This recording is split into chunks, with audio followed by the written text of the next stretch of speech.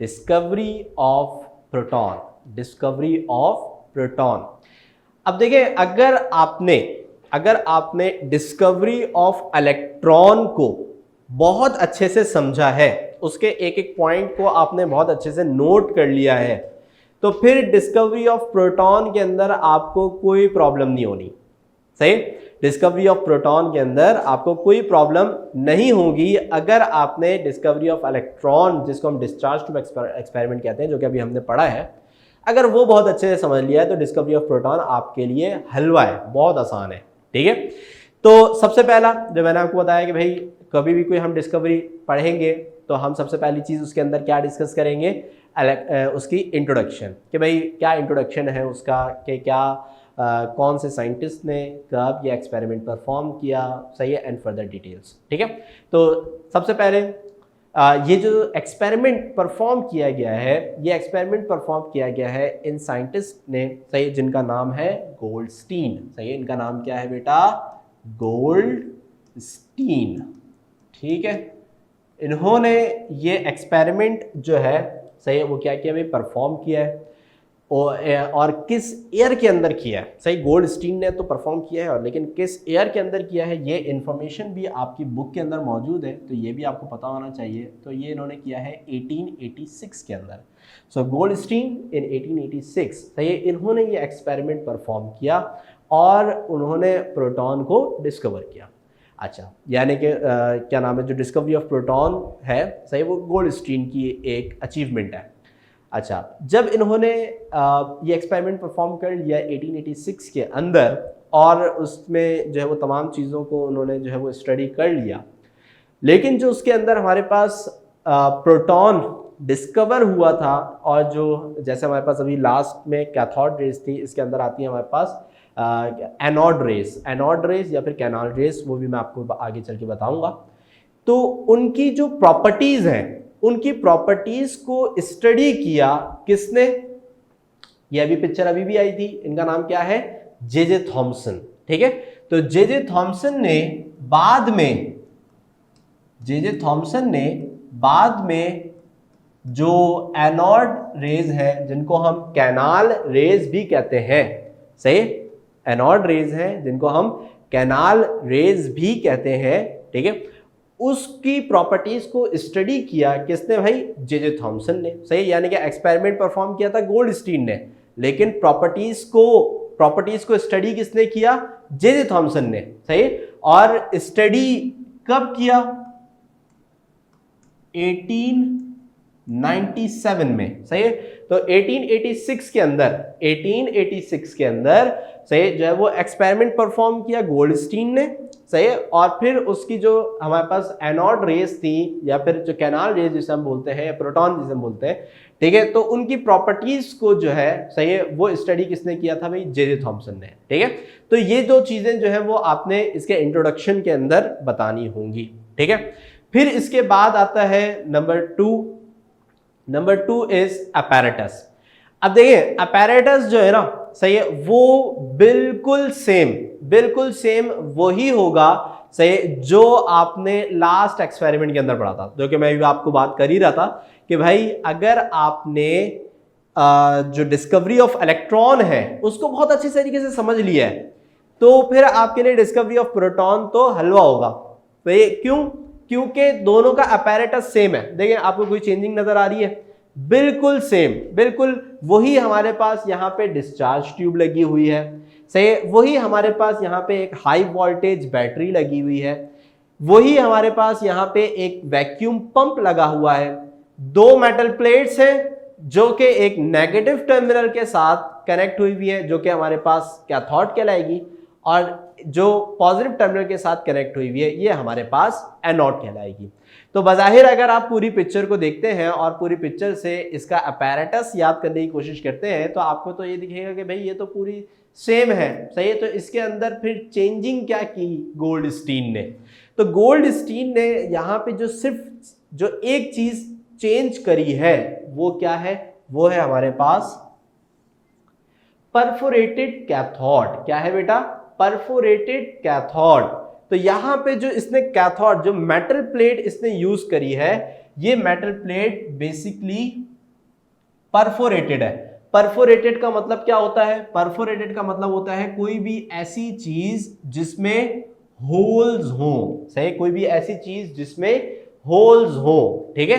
तो यहां पे जो उसने कैथोड यूज किया है, वो कैथोड यहां पे उसने कैसा यूज किया है?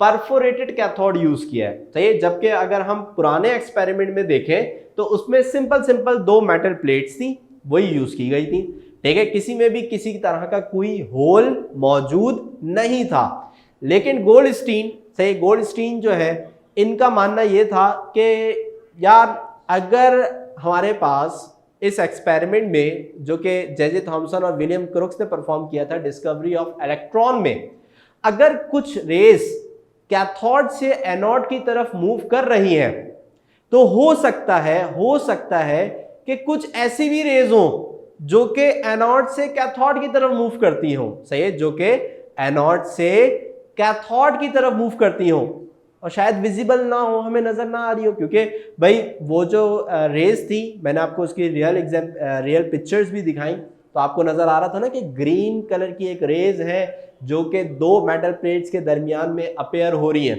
वो तो विजिबल थी, ठीक है। लेकिन यहां पे उसने क्या कहा, यानी कि गोल्डस्टीन ने क्या कहा कि हो सकता है कुछ ऐसी रेज भी हो जो कि जिनका जो पाथ है, जिनकी जो डायरेक्शन है, वो एनोड से कैथोड की तरफ हो और वो रे हमें दिखाई ना दे रही हो, सही। तो उसने उसके लिए क्या किया, उसने किया ये कि यहां पे इसने जो है ना एक परफोरेटेड कैथोड यूज करी। उसका मानना यह था कि अगर कोई रे एनोड से कैथोड की तरफ आ रही हो, एनोड से कैथोड की तरफ अगर आ रही हो, तो क्या होगा कि वो रे इन होल्स में से गुजर जाएगी, वो रे इन होल्स में से गुजर जाएगी, सही। और फिर उसने एक चालाकी करी, उसने चालाकी क्या करी कि ये जो आपको इसके बैक पे, यानी कि कैथोड के बैक पे जो एरिया नजर आ रहा है, यहां पे इसने एक फ्लोरेसेंस मटेरियल लगा दिया, सही। फ्लोरेसेंस मटेरियल, यानी कि फ्लोरेसेंस मटेरियल हम बोलते हैं उस मटेरियल को जिसपे अगर कोई रे आके टकराए तो वो उसको ग्लो करता है, चमकाता है, सही। जिससे हमें पता चलता है कि भाई यहाँ पे कुछ रे जो है, कोई रे है जो कि इस पे आके टकरा रही है, ठीक है। तो यहाँ पे हमारे पास क्या हुआ कि जो परफोरेटेड कैथोड थी, परफोरेटेड कैथोड वो इसने इसलिए यूज करी थी ताकि कोई रे आए, सही, और वो इन होल्स में से गुजरे और इन होल्स में से गुजर के पीछे टकराए, और अगर यहां पे ग्लो प्रोड्यूस हो गया, सो ये इस बात का एविडेंस होगा कि यहां से कोई रे आ रही है, सही, और कैथोड की तरफ मूव कर रही है। तो बस इसका ये एक सोच थी जिसपे इसने इस एक्सपेरिमेंट को वापस से दोहराया, but this time the difference between the two experiment is he use perforated cathode, सही। सिर्फ इसने ये चीज चेंज करी कि उसने एक सिंपल मेटल प्लेट के बाद इसने सिर्फ क्या यूज किया, एक परफोरेटेड कैथोड यूज किया, और उस कैथोड के पीछे एक फ्लोरेसेंस मटेरियल लगा दिया कि अगर कोई रे उस पर टकराती है तो वहां पे एक ग्लो प्रोड्यूस होगा, जो कि इस बात का एविडेंस है कि यहां पे कोई रे टकरा रही है और वो हमें दिखाई नहीं दे रही, ठीक है बेटा।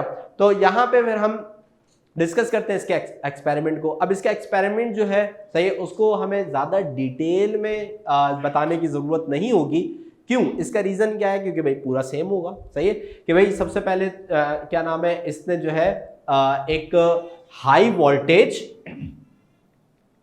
सही, हाई वोल्टेज और लो प्रेशर, सही है। और प्रेशर की वैल्यू कौन बच्चा बताएगा मुझे? प्रेशर कितना लिया था, है? प्रेशर कितना होना चाहिए इनसाइड द डिस्चार्ज ट्यूब, सही है। इलेक्ट्रिसिटी को very good, 1 mm of Hg Usman, very good, सही है। तो 1 mm ऑफ Hg पे, सही है, जो है इसने प्रेशर को डाउन किया।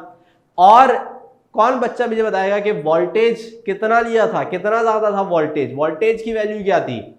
सही है, 1000 वोल्ट, वेरी गुड, सुना है ना, सही है, वेरी गुड तारिक नसीम, ठीक है। तो यहां पे हमारे पास क्या है कि जो हमारे पास वोल्टेज लिया गया था वो 1000 वोल्ट तक था, ठीक है।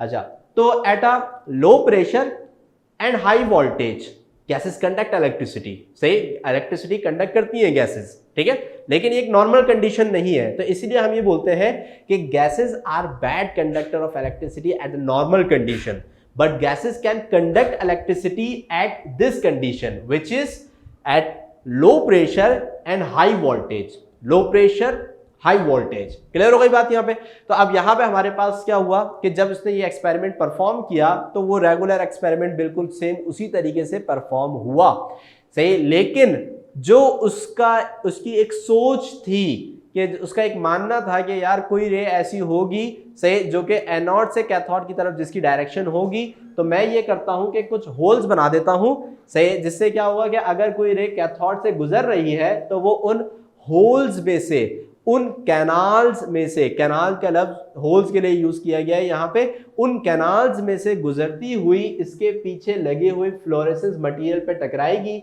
और यहां पे क्या प्रोड्यूस हो जाएगा भाई, ग्लो प्रोड्यूस हो जाएगा, सही। और वो ग्लो इस बात का एविडेंस होगा कि यहाँ पे कोई रेज है जो इस पे आगे टकरा रही है, क्योंकि ग्लो उस वक्त तक प्रोड्यूस नहीं होता जब तक फ्लोरेसेंस मटेरियल पे रेज नहीं टकराए, ठीक है। तो अब यहाँ पे जैसे ही वो रेज यहाँ पे टकराई तो ग्लो प्रोड्यूस हो गया, सही है। तो गोल्डस्टीन ने बोला, देखा मैंने क्या बोला था, सही, कि यहाँ पे कुछ रेज है, सही, जो कि एनोड से कैथोड की तरफ क्या कर रही है, मूव कर रही है, और वही रेज इन कैनाल्स में से पास होते हुए यहां पे इधर टकरा रही है और जिसकी वजह से यहां पे क्या हो रहा है भाई, ग्लो प्रोड्यूस हो रहा है, ठीक है।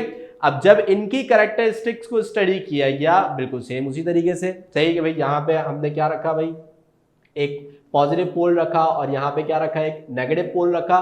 तो ये जो रेस थी, सही, ये जो रेस थी ये डिफ्लेक्ट हुई किस तरफ, सही, डिफ्लेक्ट हुई नेगेटिव की तरफ। और दूसरी बात ये थी कि भाई ये चूंकि मूव ही किस तरफ कर रही थी, कैथोड की तरफ मूव कर रही थी। भाई कैथोड क्या होता है, नेगेटिवली चार्ज तो होता है, सही। तो यहाँ पे हमारे पास क्या होगा, चूंकि कैथोड की तरफ मूव कर रही थी, इट शोज कि इनके ऊपर क्या चार्ज है भाई, पॉजिटिव चार्ज है, क्योंकि नेगेटिव की तरफ अट्रैक्ट होने का मतलब यही है कि पार्टिकल के ऊपर खुद क्या चार्ज होगा, पॉजिटिव चार्ज होगा, बिकॉज पॉजिटिव अट्रैक्ट्स नेगेटिव, ठीक है। तो यहां पे हमारे पास क्या होता है कि भाई वो किस तरफ मूव हुआ, कैथोड की तरफ मूव हुआ, पीछे की तरफ ग्लो प्रोड्यूस हुआ, और यहां से उसको एविडेंस मिला कि भाई there are some rays which is consist of positively charge particle, और फिर उन पॉजिटिवली चार्ज पार्टिकल्स को कहा गया प्रोटॉन, सही है।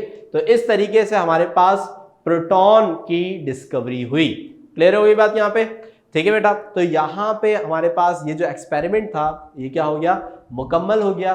कोई भी ऐसी चीज जो इसके अंदर आपको समझ में नहीं आई हो तो जल्दी से पूछ लें, ताकि फिर हम इसकी प्रॉपर्टीज को और फिर नया एक्सपेरिमेंट जल्दी से शुरू कर लें, जल्दी से, शाबाश।